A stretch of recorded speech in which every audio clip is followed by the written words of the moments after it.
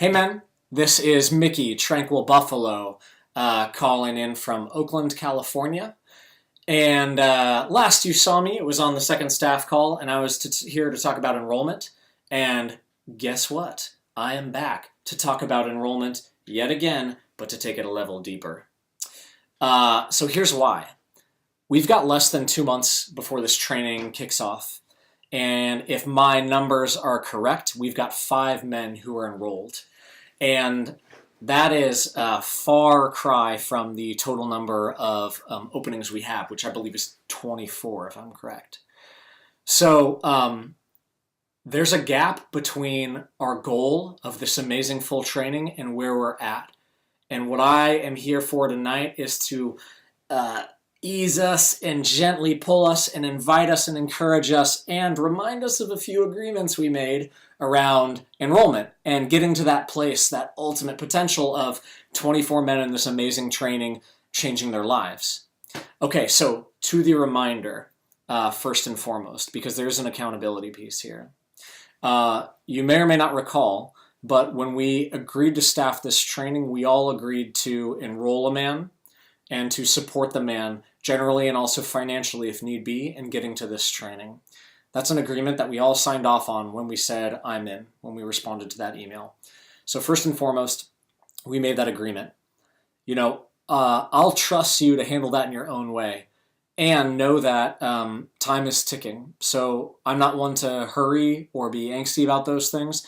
And there's urgency here, men. There's urgency because there's less than 2 months running out. And this can take time. It can take time and energy and communication and love and connection for a man to move into something that's so unknown and to trust to make that choice.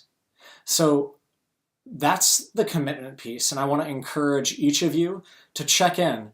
And are you setting yourself up to fulfill the commitment you made?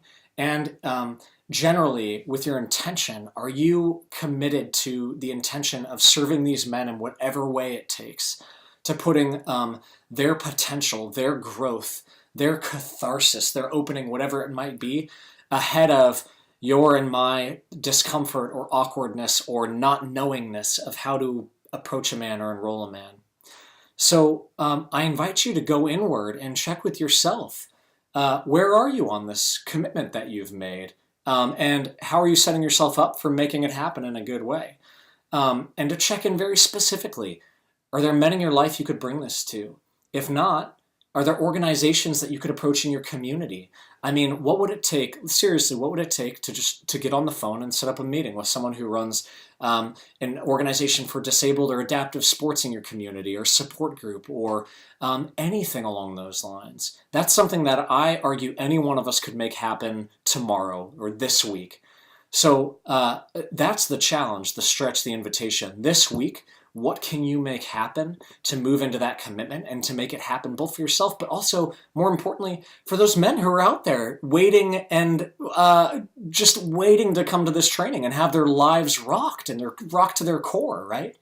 So that's the piece that, in addition to that, the piece I really want to focus on is that this really matters, man. This really freaking matters. As someone who uses a wheelchair, who did my NWTA in 2012, and I've staffed 11 times since, I tell you, every training has been this, adventure and challenge of accessibility and language and isms and exclusion and inclusion and just that feeling of otherness that I think so many of us want to feel connected.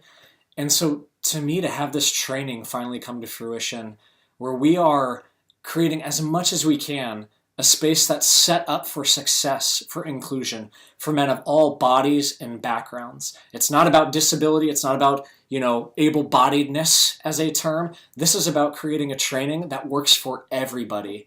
And in my experience, this is the closest thing that I've ever seen come to it. And I've been to gateways. I've been to all sorts of trainings.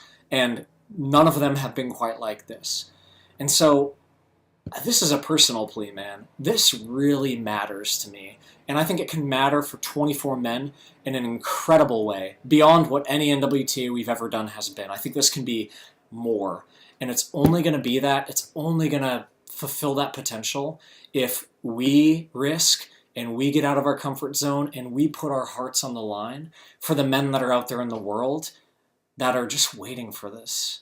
Like I was waiting for it and didn't even know what I wanted until my dad asked me. And so I invite you to be that man for someone in your life. And I commit to being that man for someone in my life. And this week, check the email. There are some specific pieces around accountability and support. And I know, yeah, we're busy. If you're like me, life is busy. It's hard to find time. It feels like it can be impossible to make time.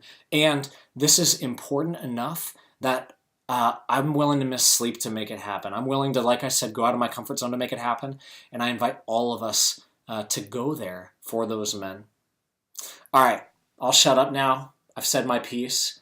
Thank you, men, for hearing me. Thank you, men, for your commitment to those men who are out there in the world. I love you all, and please don't hesitate to reach out if you want support around enrollment.